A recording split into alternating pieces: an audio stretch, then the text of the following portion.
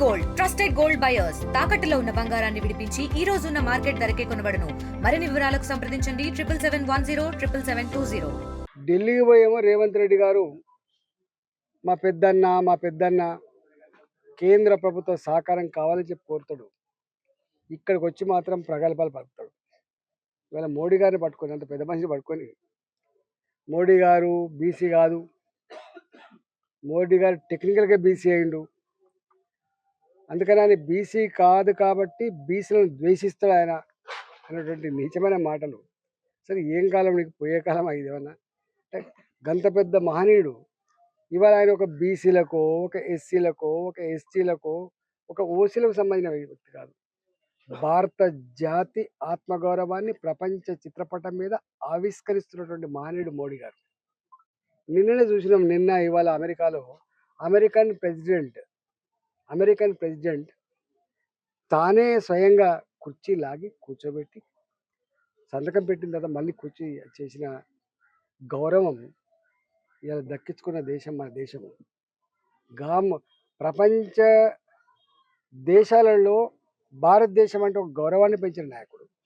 భారత గడ్డ బిడ్డ, భారత జాతి బిడ్డ అమెరికాలో ఉన్న, లండన్లో ఉన్న, దుబాయ్లో ఉన్న, ఇవాళ జర్మనీలో ఉన్న ఆమె ఇండియన్ అని చెప్పి గల్లెగరేసి చెప్పుకున్నటువంటి స్థాయికి తెచ్చిన మోడీ గారిని పట్టుకొని ఇవాళ మీరు కూట్ల రాయి తేలినోడు ఏట రాయి తీసినట్టుగా ఇక్కడ నువ్వు పాలించే సత్తా లేక, ఇక్కడ ప్రజలకు ఇచ్చిన వాగ్దానాలను పరిష్కరించే దమ్ము లేదు. కానీ ఇవాళ గాయన గురించి ఉట్టికి ఎగరలేనమ్మా ఆకాశానికి ఎగిరినట్టుగా నువ్వు మోడీ గారి మీద మాట్లాడితే సూర్యుని మీద ఉమ్మేసినట్టు అవుతుంది బాబు.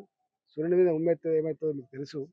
ఇవాళ అందుకనే అలాంటి జాతికి వెళ్తునిచ్చే, దేశ ప్రజల ఆత్మగౌరవం పెంచే, భారత ప్రజల సమస్యలు పరిష్కరించే, ఇలా స్వార్థం లేకుండా దేశ ప్రజలే 140 కోట్ల మంది ప్రజలే నా కుటుంబ సభ్యులని చెప్పి భావించి దేశం కోసం అంకితమైనటువంటి మోడీ గారి గురించి ఇవాళ ఇట్లాంటి చిల్లర మాటలు, ఇలాంటి చిన్న కురుస మాటలు మాట్లాడి గతంలో వాళ్ళకి ఏం ప్రజలు ఎట్లా తిరస్కరించారో అలాంటి పరిస్థితి తెచ్చుకోవద్దని చెప్పి కోరుతా ఉన్నాం.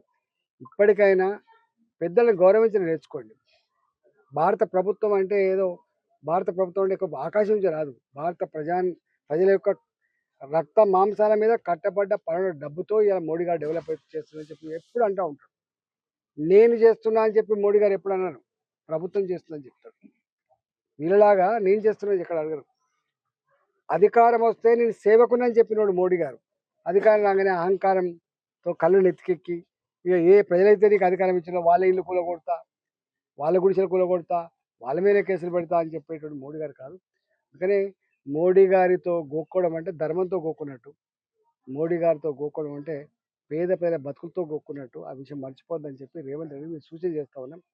చేసుకో పట్టుగా ఆ క్షణానికి నలుగురు సపోర్ట్ కొట్టడానికి కోసమే మాట్లాడడం అయితే ఆ సపోర్ట్ కొడతారు, కానీ తర్వాత దాని పర్యవసానం ఏందో గత ప్రభుత్వానికి అర్థమైంది, నీకు కూడా అర్థమైంది. చంద్రశేఖరరావు లాంటోళ్ళు తెలిసి బలిసి కావాలని ఈ లెక్కలకు రాలేదు. వస్తే సంచి బియ్యం వండితే వాళ్ళు తినంగా మిగులుతుంది, మొత్తం వాళ్ళ జాతి తిన్నా కూడా మిగతాళ్ళకి మిగులుతుంది, లెక్క తెలుస్తుంది.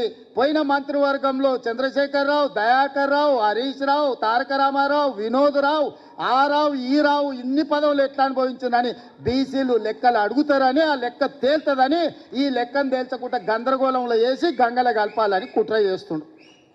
ఇందులో ఏమీ లేదు. చంద్రశేఖరరావు మాయ మర్మమే ఉంది.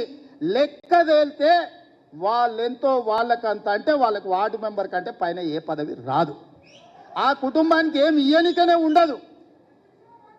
ఇవాళ రేవంత్ రెడ్డి నువ్వు కూడా రెడ్డి ఉండొచ్చు. అప్పుడప్పుడు ఒక ఆయన అంటుంటాడు, ఈయననే ఆఖరి, ఈయననే చివరి, ఈయననే మొదటని. నాకేం పర్వాలేదు. మోడీ గారు నేను బీసీని అంటాడు. మోడీ గారు వాస్తవంగా బీసీ కాదయా, లీగల్లీ కన్వర్టెడ్ బీసీ. నేను చాలా జాగ్రత్తగా ఈ పదం వాడుతున్నా, లీగల్లీ కన్వర్టెడ్ బీసీ. 2001 వరకు ఆయన ముఖ్యమంత్రి కానంత వరకు ఆయన కులము గుజరాత్ రాష్ట్రంలో ఉన్నత వర్గాలలో ఉండే. ఆయన ముఖ్యమంత్రి అయినాక ఆ కులాన్ని తీసుకొచ్చి బీసీలో కలుపుకున్నాడయా చట్టం చేసి. ఆయన పుట్టుకతో బీసీ కాదు. నరేంద్ర మోడీ గారు పుట్టుకతో బీసీ కాదు, పుట్టుకతో ఉన్నత కులము. కానీ 2001లో ఆయన ముఖ్యమంత్రి అయిన తర్వాత ఆయన కులాన్ని తీసుకొచ్చి బీసీ కులాలలో కలిపి మీ దాంట్లో ఇత్తేసి పొత్తుగూడిండు. ఇక మీ ఇష్టం. ఆ పైన మీ ఇష్టం. ఆయన కుర్చీలో నేను బీసీని ఉన్నా కదా మీకు అందరికి ఎందుకు అంటుండు? ఆయన సర్టిఫికెట్ ఈరోజు బీసీ ఉండొచ్చు, కానీ మనస్తత్వం మాత్రము బీసీల వ్యతిరేక మనస్తత్వం. ప్రజలు ఇంత తీవ్రంగా మిమ్మల్ని తిరస్కరిస్తున్నా మీ యొక్క ప్రవర్తనలో మార్పు వస్తలేదు. భాష తీరు మార్చుకోండి, వయసును గౌరవించలేక నేర్చుకోండి, పదవులను ప్రధానమంత్రి మోదీ గారిని గౌరవించడం నేర్చుకోండి, ఒక రాష్ట్ర ముఖ్యమంత్రిగా మర్యాద ఏంటో తెలుసుకోండి, ఏ విధంగా వ్యవహరించాలో నేర్చుకోండి, భాష తీరు మార్చుకోండి, పరిపాలనా తీరును నేర్చుకోండి, మోదీ గారిని చూసి ఏ విధంగా పరిపాలించాలో నేర్చుకోండి. అంతేగాని ఈరోజు ప్రధానమంత్రి మోదీ గారిని వారి కులం గురించి నువ్వు మాట్లాడితే నువ్వు పెద్దోని అయిపోతాను అనుకుంటే, ఒక కడుబీద కుటుంబంలో పుట్టినటువంటి మోదీ గారు వారి యొక్క బ్యాక్గ్రౌండ్ ఏంటి, వాళ్ళు ఎంత కష్టపడి పైకి వచ్చిరోజు ఈ స్థాయికి వచ్చిండ్రు, మరి నువ్వెట్లా వచ్చినావు ఒక్కసారి చూసుకో. చాలు, నీవెట్లా ఈ స్థాయికి వచ్చినావు ఒక్కసారి చూసుకో. వారికి నీకు అసలు పోలికెక్కడా? ఏదో లక్కీ డిప్ తగిలి నువ్వు ముఖ్యమంత్రి అయినావు. అసలు ముఖ్యమంత్రి పదవికి నువ్వు అర్హుడవా? నువ్వు? కాంగ్రెస్ పార్టీకి గతి లేదు, మిమ్మల్ని కూర్చోబెట్టినాడా? ఈరోజు అధికారాహంకారంతో విర్రవీగిపోకు రేవంత్ రెడ్డి గారు.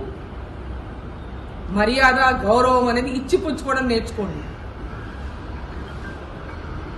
ప్రధానమంత్రిని నోటికొచ్చినట్లల్లా మాట్లాడితే ఊరుకుండేది లేదు. ఖబర్దార్ మిస్టర్ రేవంత్ రెడ్డి. మరిన్ని వీడియోస్ కోసం ఛానల్ ని సబ్స్క్రైబ్ చేయండి. లేటెస్ట్ అప్డేట్స్ కోసం వాట్సాప్ ఛానల్ ని ఫాలో అవ్వండి. ఆ లింక్ డిస్క్రిప్షన్ లో ఉంది.